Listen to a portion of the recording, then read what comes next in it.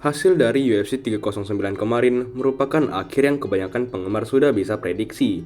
Jon Jones, yang dielu-elukan sebagai petarung terbaik sepanjang masa, berhasil mengalahkan heavyweight terbaik sepanjang masa dalam organisasi UFC, yaitu Stipe Miocic.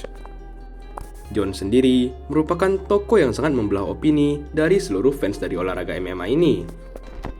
Dalam satu kubu, ada penggemar yang menganggap bahwa Jones adalah petarung terbaik sepanjang masa, dengan rekor pertandingan kejuaraan terbanyak sepanjang sejarah UFC dengan 17 pertandingan kejuaraan. Namun di sisi lain, ada yang tidak yakin dengan status Jones sebagai petarung terbaik. Mereka sering mengungkit berbagai kontroversi di dalam serta di luar oktagon. Kemenangannya kemarin saja tidak lepas dari kritik oleh para fans. Oleh karena itu, nama-nama seperti George St. Pierre, Demetrious Johnson, dan bahkan Fedor Emelianenko yang belum pernah bertanding dalam UFC diletakkan di atas Jones dalam podium petarung terhebat MMA. Dalam video ini gue ingin fokus kepada 3 topik inti, dimulai dari konflik antara para fans versus Jones menuju laga melawan Stipe, apa berikutnya bagi Jones, dan diakhiri dengan pendapat pribadi gue, apakah Jon Jones layak disebut sebagai petarung terbaik sepanjang masa. Untuk mengerti kenapa kemenangan Jones kemarin dipermasalahkan, terlebih dahulu, gue rangkum sejenak pertandingan tersebut dan beberapa alur cerita penting menuju laga secara singkat. Apabila kalian ingin penjelasan yang lebih detail mengenai konflik antara para fans dan Jon Jones, maka gue udah buat video sebelumnya, bisa kalian cek kalau kalian mau.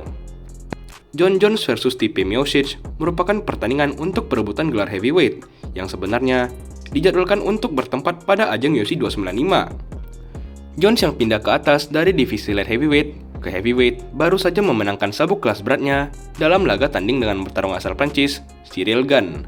Kemenangan tersebut juga bukan kemenangan abal-abal, namun dominasi mutlak di mana Jones berhasil mengunci Ciryl Gane dalam ronde pertama. Namun kemenangan atas petarung Prancis tersebut dipenuhi rasa tidak puas dikarenakan 2 poin utama. Yang pertama adalah Jones dianggap bukan juara asli, karena juara kelas berat UFC sebelumnya, Francis Ngannou, memutuskan untuk tidak memperpanjang kontrak UFC-nya dan pindah ke promosi lain. Fakta bahwa Ngannou belum dikalahkan sebagai juara membuat banyak menganggap bahwa Jones masih belum bisa dianggap sebagai petarung paling mengerikan sedunia, dikarenakan ia tidak pernah berhadapan dengan Ngannou. Alasan kedua adalah banyak berpendapat bahwa Ciryl Gane merupakan lawan yang cocok secara gaya bertarung apabila diletakkan di hadapan Jones. Maksudnya adalah Gane dianggap kurang ahli dalam urusan grappling, di mana Jones cukup terkenal karena kemampuan grapplingnya. Kembali ke laga Jones versus Stipe Miocic, Jones mengalami cedera dan pertandingan terpaksa dibatalkan. UFC lalu mengatur pertandingan demi sabuk interim antara Tom Aspinall asal Inggris dan Sergey Pavlovich asal Rusia. Tom berhasil mengalahkan Sergey Pavlovich via knockout di ronde pertama yang memenangkannya sabuk interim. Lalu, dalam UFC 304, ia kembali mempertahankan sabuk interimnya melawan petarung asal Amerika, Curtis Blaydes. Jones akhirnya kembali pada UFC 309 kemarin, di mana laganya melawan Stipe Miocic berlangsung sampai 4 ronde. Ia mengeksekusi tendangan berputar yang berhasil mengenai bagian tubuh Stipe Miocic yang langsung mengakhiri laga. Sebagai juara yang memiliki seorang interim dalam divisinya, tentu lawan Jones selanjutnya harusnya adalah Tom Aspinall.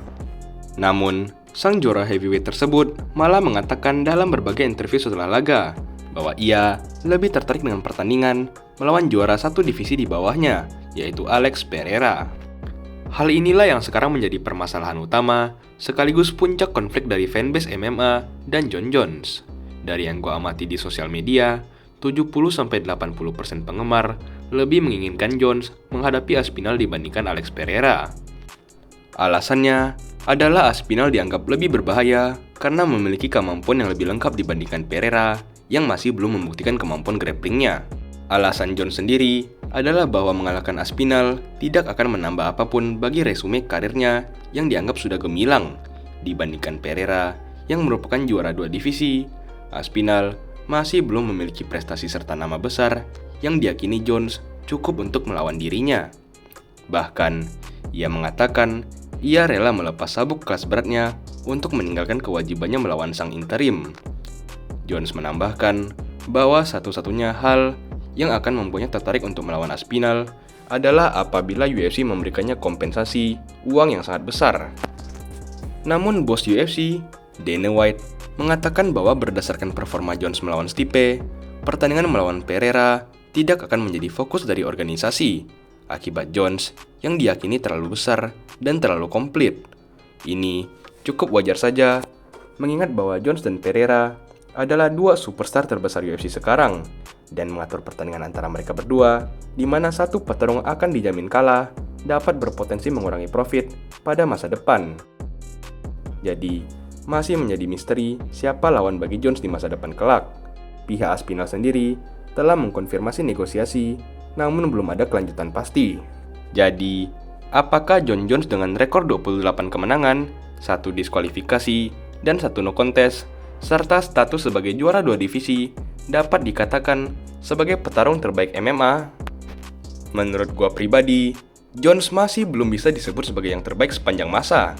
Hal ini berkaitan dengan berbagai kontroversinya dalam oktagon yang berhubungan dengan kemenangan yang tidak meyakinkan melawan Gustafsson dan Dominic Reyes, serta berbagai kasus penggunaan bahan yang memberikannya keuntungan tidak adil.